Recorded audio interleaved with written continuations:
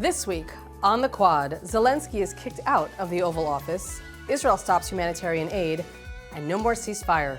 What will happen? How will we get our hostages back? Join us this week on the Quad for a very interesting, exciting, and intense conversation. And as always, scumbags and heroes, only on JNS, only on the Quad.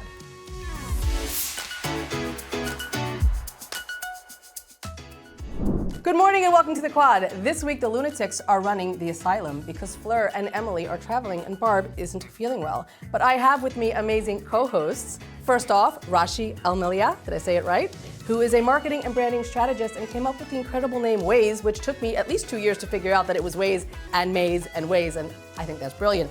And of course, Daniel Ryan Spaulding, who is all-around amazing guy, comedian, actor, and giving hell to all those who don't speak up for the holy Jewish nation.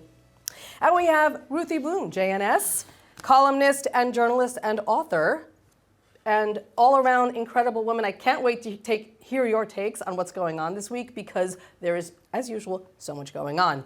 We're going to start with what on earth happened in the Oval Office this week, because after Shabbat, my husband turns on the phone and he goes, "You want to see this."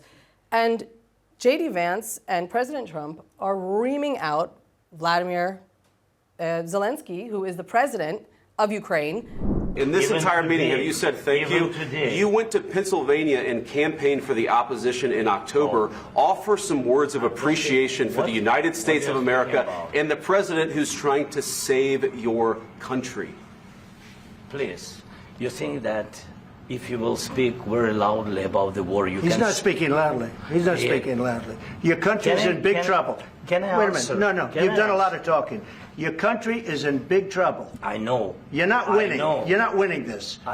You have a damn good chance of coming out okay because of us. Mr. President, we are staying in our country, staying strong from the very beginning of the war. We've been alone, and we are thankful. I said thanks you haven't in been this alone. cabinet, you and haven't not been only alone. in this cabinet. We gave you, through this stupid president, $350 billion.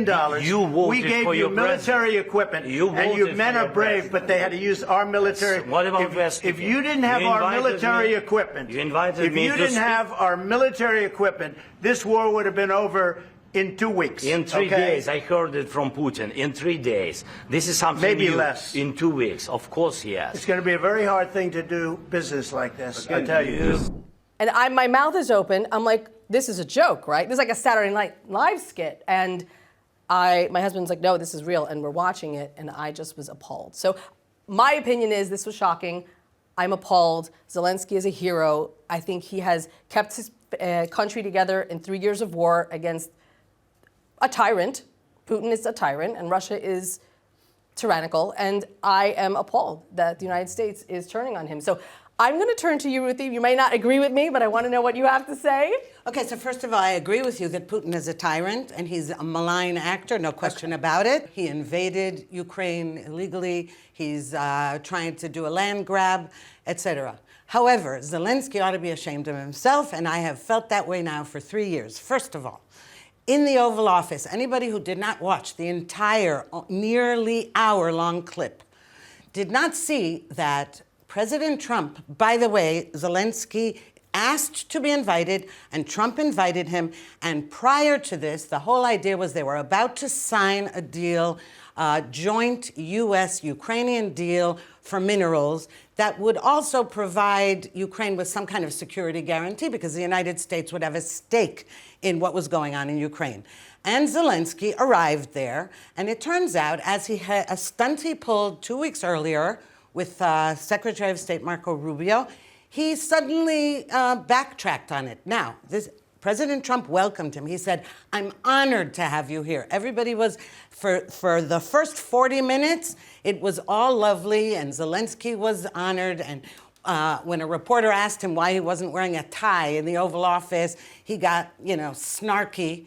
But Trump didn't. He said, no, he's dressed fine.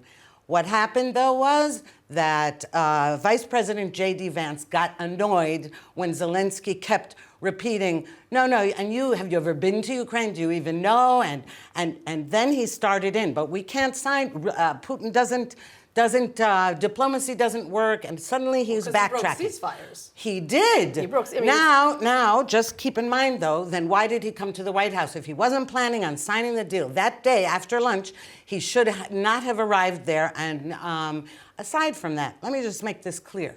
Zelensky, just because Putin is evil, does not make Zelensky a good guy. It's true Ukraine is in the right in this fight.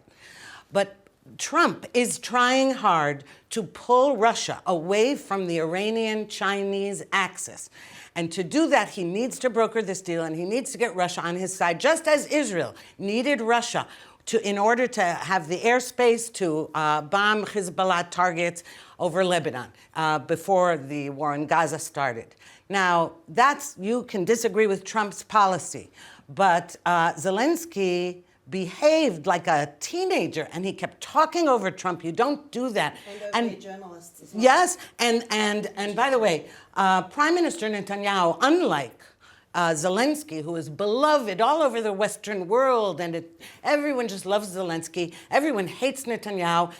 And by the way, Ukraine has voted repeatedly against Israel at the UN, and when it didn't vote against Israel, it abstained. So, don't think that just because Putin is evil, Zelensky is this great guy. Okay. Rashi, how do you feel about this?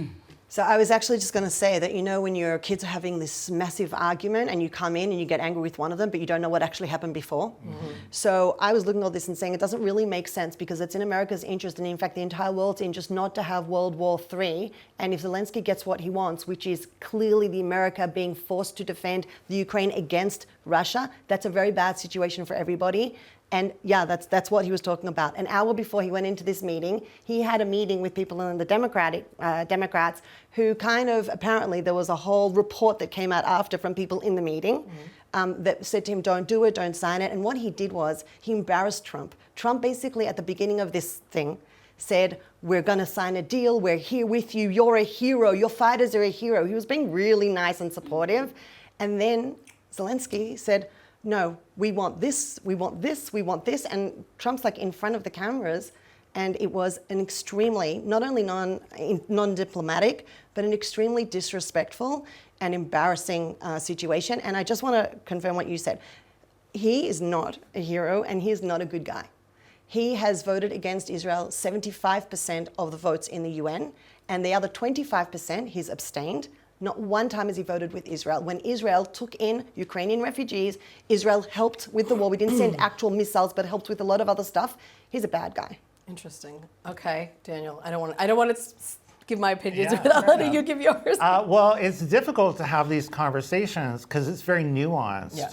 And ultimately, people have to sort of keep in mind and put into perspective the fact that these wars are about Western civilization. Mm-hmm. So America is not waging war, but they have these sort of satellite wars with allies. Right. So Ukraine versus Russia, Israel versus the IRGC, Taiwan and China, North Korea, South Korea. They have these sort of stalemate conflicts that America has an invested interest in. And so Ukraine is our ally, and I love the Ukrainian people, and I think it's really important to separate the leader from the people who we support. Mm-hmm. And I would argue that World War III has already started, and it started with the invasion of Ukraine during Biden's administration. Right. And I think that World War III is more an ideological war, and it's about throwing us into echo chambers and getting us to fight with each other and getting us so angry and frustrated that we aren't able to have these kinds of conversations. So that's why I love the Quad, because it's just Jewish ladies and power gays dishing it out, and we all love each other and we want to protect Western civilization. Yes, I agree. I think that my opinion is that it's really hard because, we now are at a point where we have to, Donald Trump is the president of the United States. He is the leader of the free world. We have to be able to talk about him and analyze the politics without just hating him and living in this sort of hateful delusion of him as a fascist. Mm-hmm. I think that it's not that he is Putin's puppet or he's in alignment with Putin or he is a KGB asset. I think that he understands Putin, mm-hmm. and I think that he is thinking about it from the perspective of, well, if I was Putin and I had this neighboring country that was flirting with the idea of joining NATO, why wouldn't I invade? So I think that it's not that he's sort of seeing things strategically from Putin's perspective and wanting to guide Zelensky in a way to resolve the war and to end the war because he wants to be a president without any wars. Right. That's his goal. Because the American public doesn't like seeing death and violence, and they don't like war. And so I think that that's sort of ultimately the goal. That's his goal, is to end the war. And the whole thing, though, was a disaster because the framing on the Republican side, the framing on the Democrat side is so polarizing. And now it's at the point where people think of Ukraine as a Democrat war and Israel as the Republican war. It's the same war. It's the same war for Western civilization.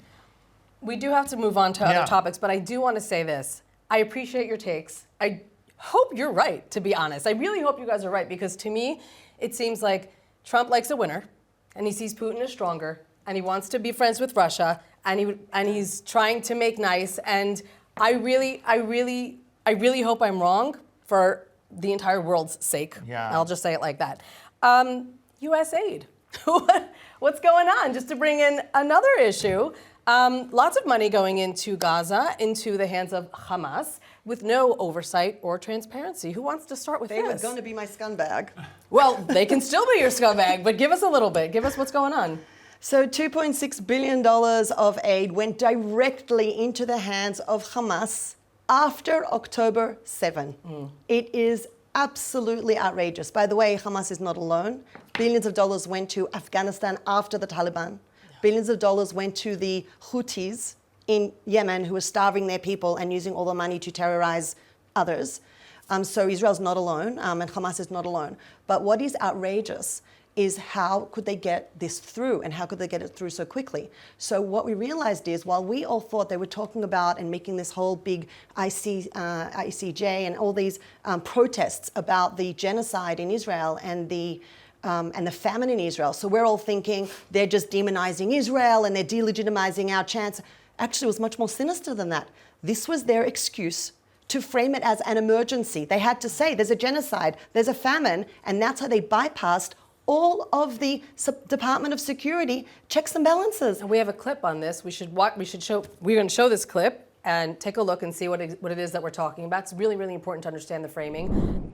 Let's use Gaza as our case study. $2.1 billion in American taxpayers' money to Gaza since October 7th, when Hamas invaded southern Israel. USAID money was going in terms of an emergency use authorization to try to go to parties that USAID formerly had a relationship with in the Gaza Strip.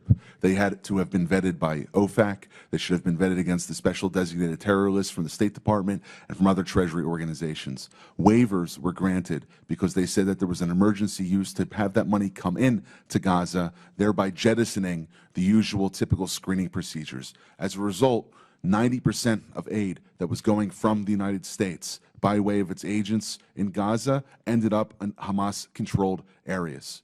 And this is ridiculous. Essentially, what the U.S. assistance to Gaza did was underwrite the ability for Hamas to survive until the ceasefire was just passed a few weeks ago. There was no strategic thought for it, and there was no screening. Excellent point. I think the word genocide, the word massacre, the word starvation, famine, it's all been cheapened. I don't even... It's been fabricated. Not only fabricated, but now it doesn't mean anything, right? So now you actually, there are people dying, there are millions of people dying all around the world, and nobody cares. It means something. It means something. There was a massacre on October 7th. It was a massacre of Israelis, and the only people starving in Gaza are the hostages, and they are being purposely starved by their captors, even captors who have a lot of food. They're purposely starving them. They taunt them with the food. There's no reason for them to torture these captives. They're not, they have no secrets to reveal. Yep. It's just sadism, and everything has been inverted. In fact, we have proof now that the entire idea of a famine and starvation was at the worst fabricated and at the best basically established on false premises and false data.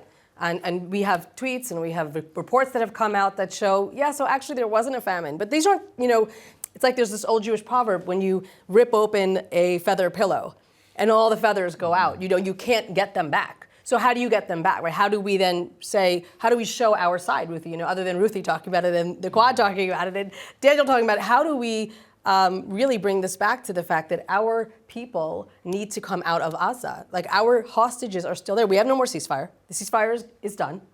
What do we do now? What are we doing? How are we going to make sure our hostages come back? And now that we've stopped aid, of course, we're back in the news. It's the beginning of Ramadan Kareem to anyone who celebrates and who is not an Israel hater. But now we have stopped the aid. Now, we know that there are months and months of supplies in Gaza. No one is starving. They have months and months of supplies. There is talk in the Knesset about potentially cutting off electricity and water. Let's talk about these really hard topics. Like you said, Daniel, we have to talk about these things. Who wants to start? Well, I think that I can't even imagine what's going to happen. I've always been on the side of there being no war and no terrorism and release the hostages and surrender. But the world has not united around that message. It's been 100% pressure on Israel to essentially surrender. And I think that I'm not entirely sure what's going to happen, but I think that with the might of the U.S. military, I think it's going to be full scale, do whatever we can to win the war. So Trump is behind us. So we know that, right? We have a little bit of freedom. What do you think about the idea of cutting off aid, cutting off electricity, water? Are they all the same level? Do you have levels of how you feel about these things? I have thought about that from the beginning of this war, and had the Biden administration not tied Israel's hands in every possible way, not only, it's bad enough, that we discovered that U.S. aid was funding the terrorists, but if you even leave that aside, telling Israel, don't kill any Palestinians, don't go into Rafah, don't do this, don't do that, we're not letting you use our bombs to bomb this. It was some kind of ally that was. Now, thank God Trump is in the White House. However, so much time has been lost, and there's no question that early on in the war, when we did, for very shortly, shut off the electricity and water, that's when they started making a hostage return deal. And then Biden said, no, turn back on all the faucets. So Israel became this vilified entity that we were denying the poor Palestinians, by the way, most of whom support Hamas. There are not many what you'd call non-combatants, not one righteous Gentile. Exactly, and not one righteous Gentile there came forward, as happened in the Holocaust, to reveal where they were. Not one. And they were cheering as the hostages were brought into Gaza and jeering as they went out of Gaza. So I have no sympathy for them at all. But aside from whether there are innocent Palestinians or not, when you have a hostile White House, it was impossible to get anything done. And now it's a little too late, but we now have what we think are 24 live hostages still there. And the question is how to get them out, which you asked. Well, at the moment, Steve Witkoff, Trump's Middle East envoy, and Netanyahu have come to this agreement that we're extending the ceasefire through Ramadan and Passover, which I don't know why we should really care about these holidays. Nobody cared about our holiday on Simchat Torah for that massacre or any other Passover massacres we've experienced. But having said that, that's another 6 weeks to try to pressure Hamas to return hostages. But let's be under no illusions. Hamas will not return all the hostages, no matter what we do, including if we withdraw from Gaza, because that is Hamas's leverage. So what we're going to have to do is get as many out as we can, and then blitz the crap out of Gaza. Rashi. Okay. So there's Clausewitz, I think is his name. He was a 19th century war theorist, strategist. And he had this famous saying that war is the continuation of diplomacy. He actually said politics, but whatever. In English, it was in German. So in English, it means diplomacy. And right now, Israel would have done anything to get the hostages out, and the ceasefire would have been a ceasefire, and as you said, blitz them later, whatever it is. But Hamas said no. Hamas clearly said no to the situation. So we have three things that we need to do now, and I don't see a whole lot of other options. You need to apply pressure on three different levels. One of them is war. They need to be, stop, stop, stop, this isn't good for me. Okay, that includes moving people out of the areas so that Hamas can't easily, to make it difficult for them to control them, okay? Because right now they're in control, they're on steroids of like excitement, they're totally in control, and they need to not be in control. Now that's connected to issue number two, which is putting pressure, which Biden administration did the opposite of, on the players who are not Hamas and not Israel, who have leverage here. On Qatar, who have a very big interest in America not taking out their air force from Qatar if they want to keep their oil. And for Egypt, take people into the Sinai, which is an unlimited space with unlimited food and unlimited accommodation opportunities, or you're not going to get aid. And obviously, Iran needs to get a nice spanking, as you would say, because they need to know that the head of the snake and their big backer is not. They need to have the cage rattled, like happened with Hezbollah. In other words, we need to kind of go back to the stage we were in December 2023, before all of our leverage was taken away. And the third part is obviously humanitarian aid. It makes absolutely no sense. And there are complete solutions. There are very feasible solutions of how to get humanitarian aid when it does run out, or if Hamas has stolen it all, which they have. There are very feasible solutions, people discussing it right now, of how to get the aid to Palestinians who are not Hamas.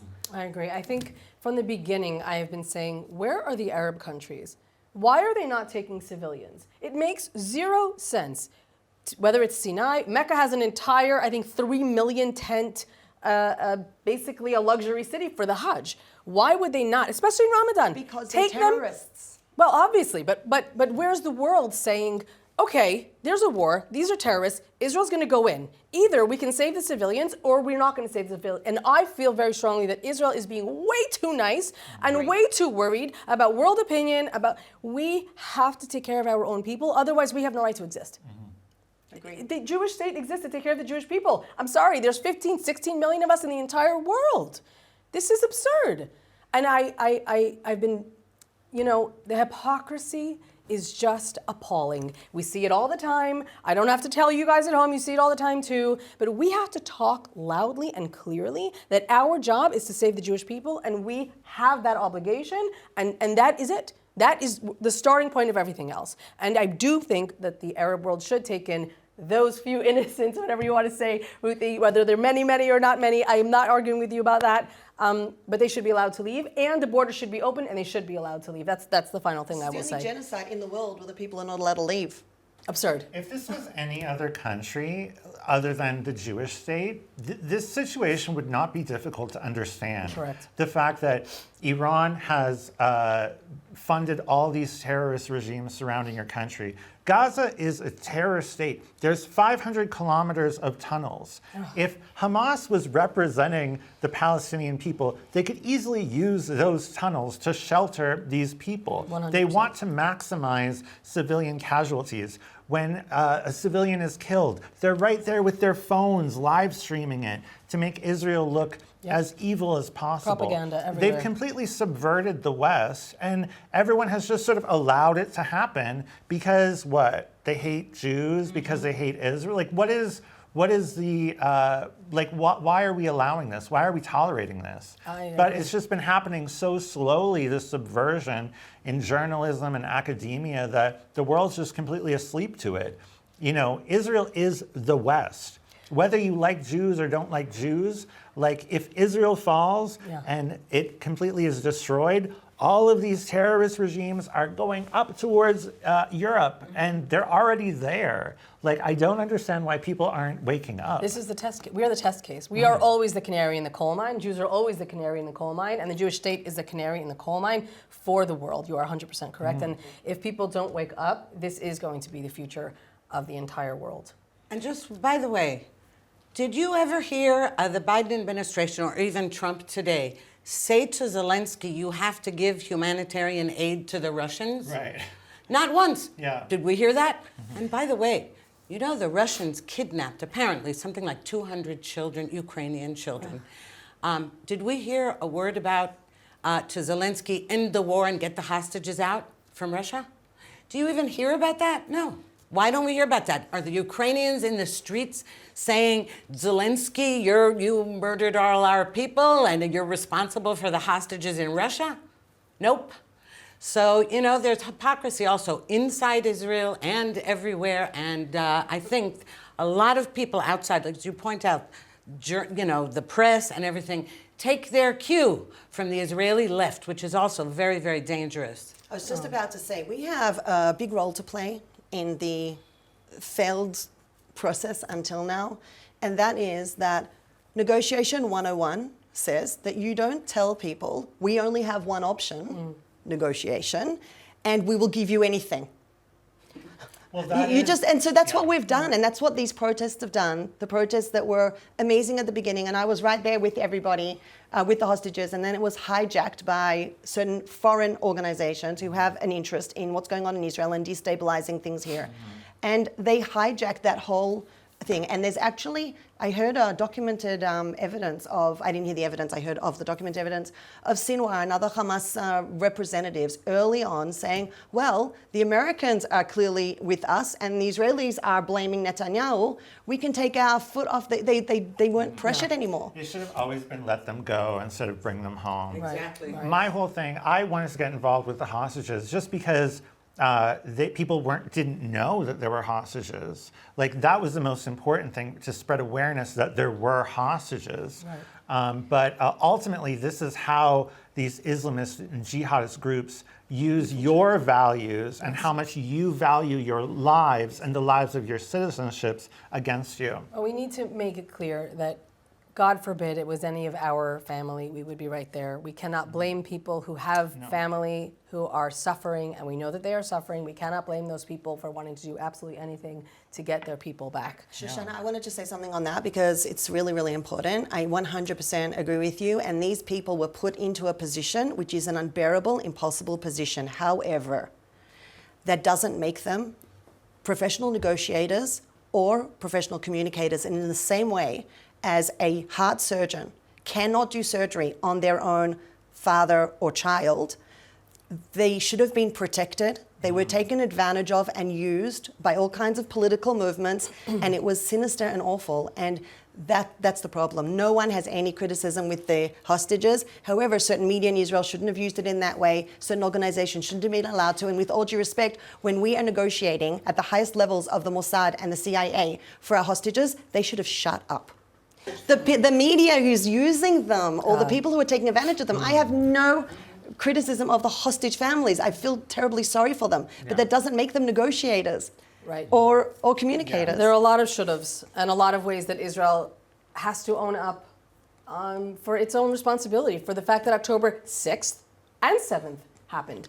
And that is happening now, and maybe we'll talk about that next time on the Quad, all of the investigations into October 7th, which are extremely painful but extremely necessary. And we are moving on to our everybody's favorite segment, Scumbags and Heroes. Yes. Who's ready with theirs? Ruthie, you ready with yours? I'm ready. Okay, let's go. Do I give you both at the same time? No, ma'am. First? Yes, scumbags first. Scumbags. Okay. My scumbag of the week is Justice Rivka Friedman-Feldman. She's presiding over Netanyahu's trial. And on the day of the Bivas family funeral, Netanyahu arrived at court and he said to the judges, I think we should start today's session by standing a moment of silence in honor of the Bivas family so we know what we're fighting against and fighting for. And the judge said to him, no, we already know what we're fighting for and against. Let's just move on. In the break, you can go outside and stand a moment of silence. So that is my scumbag of the week. Okay. Should I comment? I'm going to comment. Go ahead. I don't like anyone politicizing the hostages on either side. And I can't say that it was all in the right way that Bibi did that, to be honest. I don't like him holding up the signs. I don't like him doing these other things. I think he's used them for his own political reasons. And if we're going to blame the left, then we also have to talk about the right, which is why the Quad is so lovely and balanced, I think. But I hear you. Did I say left or right? I didn't say left or right. All I said was a moment of silence, and if she had said fine, that minute would have taken out of the... And We lobbied for years and years and years for the Olympics to have a moment of silence for the Israelis. Munich. The Israelis massacred in Munich. Israel is built on a minute of silence on Yom HaZikaron, on the day of Memorial Day.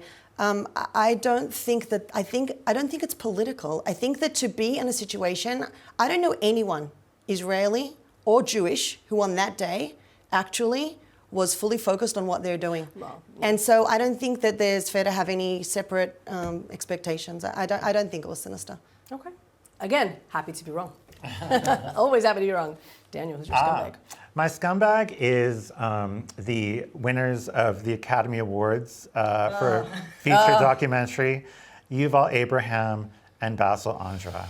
Okay, let's do it. Let's do it. To the Academy for the award. It's such a big honor for the four of us and everybody supported us for this documentary. Yuval and Basil, congrats on your Oscar, but your film will be remembered as terrorist propaganda. Judea and Samaria is disputed territory, not occupied territory. The division of land and security restrictions were agreed upon by Palestinian leadership in the Oslo Accords. So if it's an apartheid occupation, it's an apartheid occupation they agreed to.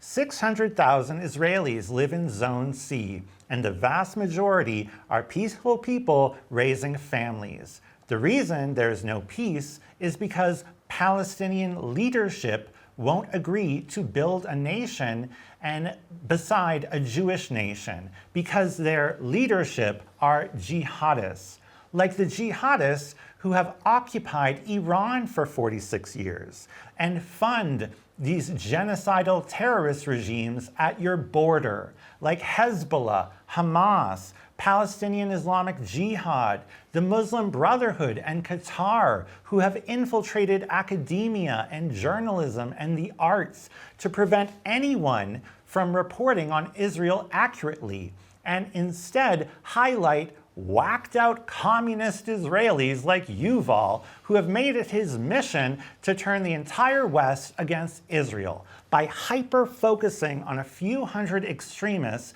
having back and forth conflicts about shepherding and building structures in Zone B instead of Zone C, and this structure being taken down and whose olive tree is whose. That's not the reason why October 7th happened.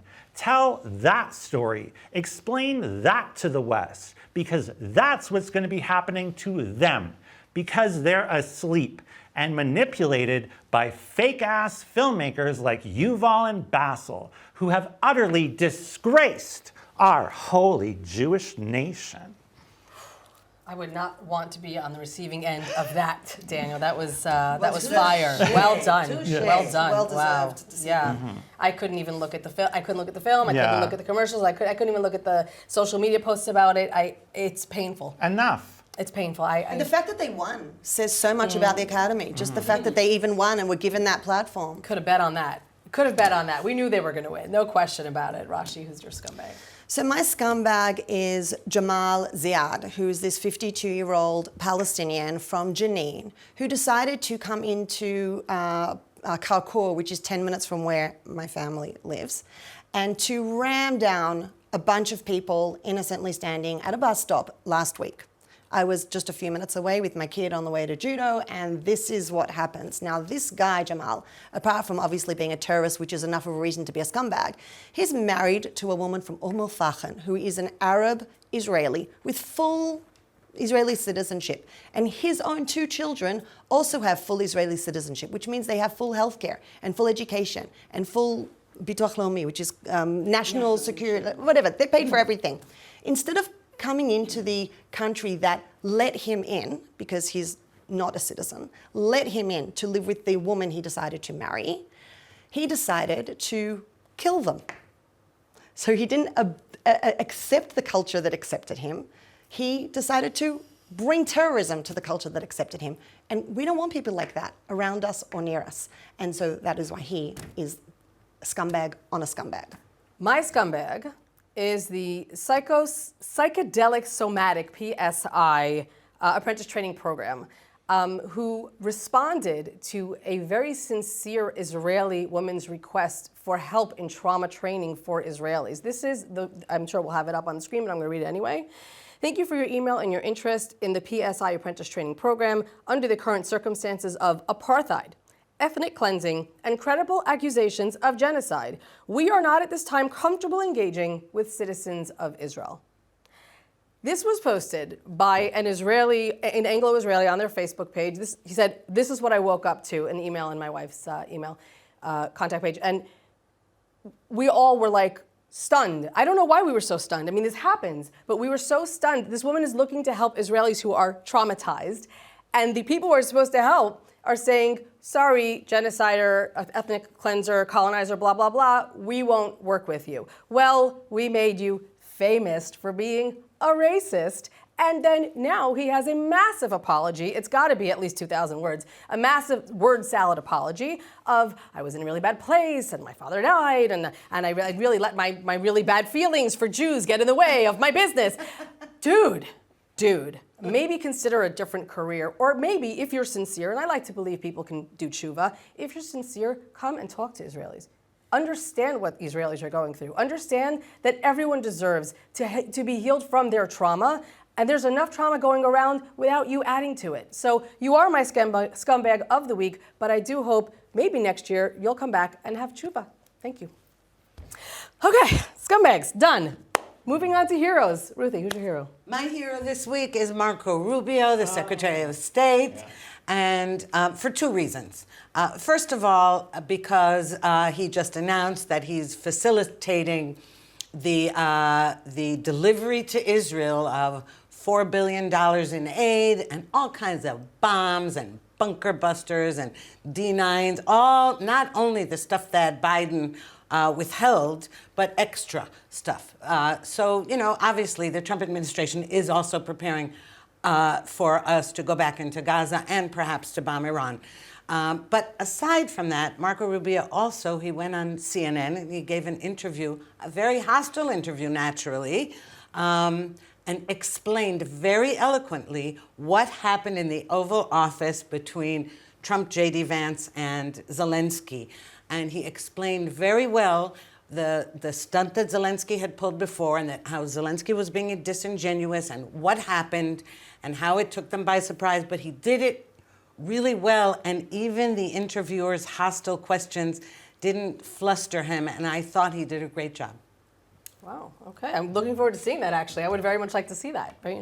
Daniel, who's your hero? Oh, my hero is someone I'm friendly with, Richie Torres. Good guy. He's wonderful. He's been very supportive of Israel in the face of an incredible amount of hostility and anti-Semitism. He was confronted by one of these pro-Hamas influencers who's essentially just a mentally ill person who's managed to create a little career for herself out of being mentally ill. And she harassed him and just hurled vicious, racist statements at him, homophobic statements. And he handled himself very dignified, very classy. And I think that it's very telling that so much propaganda against Israel. Why do you support genocide? Genocide is a figment of your imagination. So tell us, what are they doing in Israel? Can you see Do you support October 7th? Do you support Hamas? Do you support Hamas? I mean, Hamas of course. Is a terrorist organization. Oh, you support Hamas? Okay. So why is it terrorist organization? Israel's the biggest terrorist organization. Right. Okay, so you support the murder and abduction of infants? Oh, that's what you're doing. Toddlers? That's what Israelis are doing. Okay. That's what Israelis are doing. So you're a terrorist. Suck Netanyahu's. You're a despicable human being. So like you. I'm learning from you. You're black. You have a special place in hell for yours. Yeah, and you're coming with me. There's a lot of homophobia attached to anti-Semitism because gay men really are great allies to Jews. A lot of gay men come to Israel because of your fantastic accepting gay scene in Tel Aviv. So we know more about Israel than most people. So oftentimes when gay men support Israel and speak out and are supportive of Jews, we're hit with an incredible amount of homophobia. I know I have in my life. And it comes also from the queer community who's also been influenced and indoctrinated by this propaganda against Israel. So I just wanted to give a shout out to Richie. We love you, Richie. The Jews love you. The power gays love you. You're wonderful. I hope he's going to be the next governor. He's going to really change New York if he's the next governor.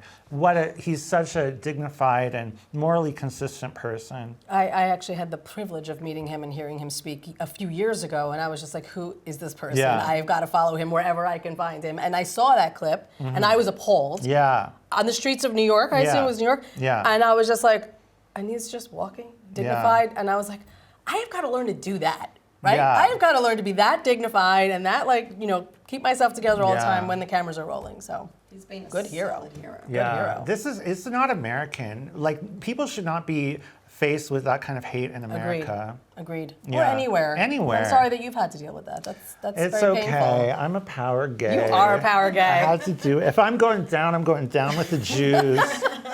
So We're not going down. No way. Jewish ladies and power gays are going to stop radical Islam. That's right. Yeah. Rashi, who's your hero? My hero is Yarden Bibas. Yarden Bibas, at the moment of the most horrific despair that anybody could not even possibly imagine, when he found out the way that his beautiful 2 children were brutally murdered, had the wherewithal and the mind to tell the IDF spokesperson, I want you to tell the world what happened to my kids. And with that, he did something extraordinary.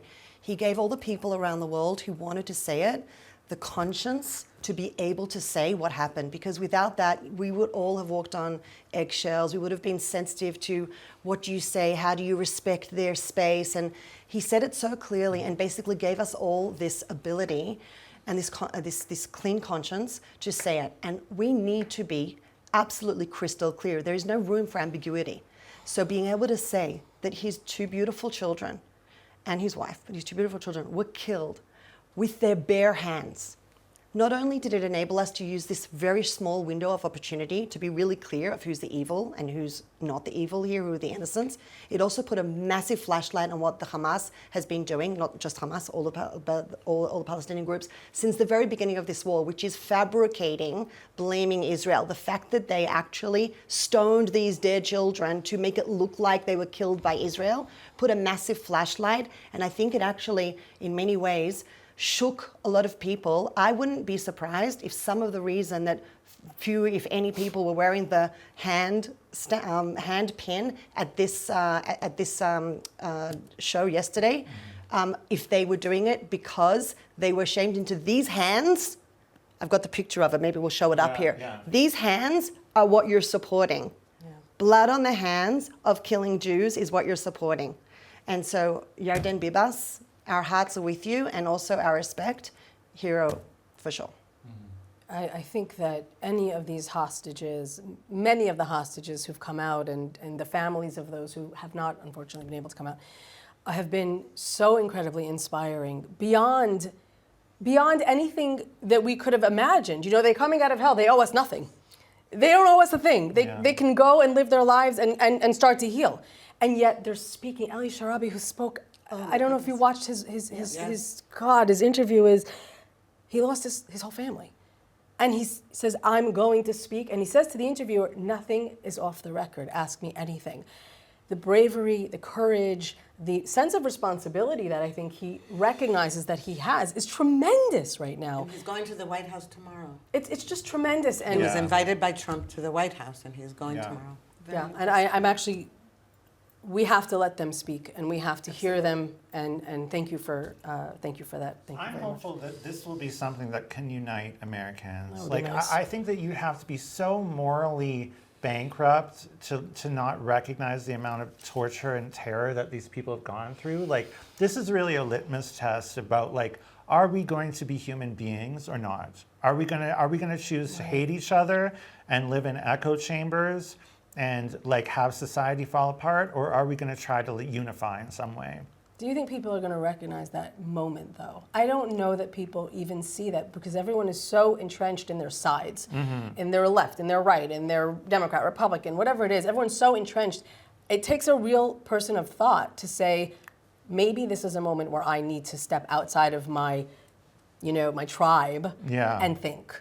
And I think that takes a lot, meaning I hope so. I hope you're right. I hope people do notice this. And I hope people say, maybe this is my moment where I need to make a moral clarity decision. I think that I think there is a lot of moral clarity issues, but I also think there is so much misinformation. And I really do believe if you look at a lot of the strongest advocates for Israel, there were people who were brought up against Israel. They were brought up in regimes and in places where when they realized, oh, that Jewish person is not what I was taught, they're angry with having been fooled for all those years, and then they channel that into being supportive. So I truly believe that all these education, all this showing the people on campuses, showing you what's actually going on, the 22 Arab states and the one Jewish state, not colonialists, all these things that at one point the penny drops. And I do believe that a lot of people can be shifted with knowledge and information. God, I hope you're right. I hope you're right.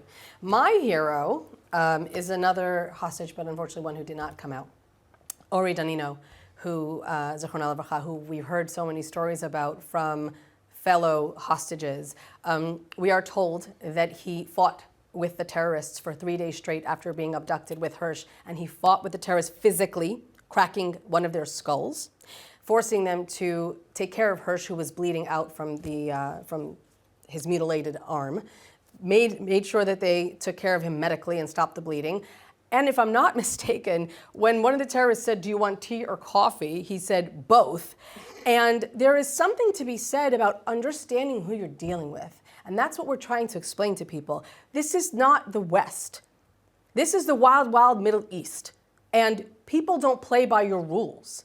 And if you don't recognize that, and you don't understand that we are up against an enemy that doesn't care that their own people die, who uses the deaths of their own people and multiplies the deaths of their own people so that they can kill our people, then you don't have a chance in hell.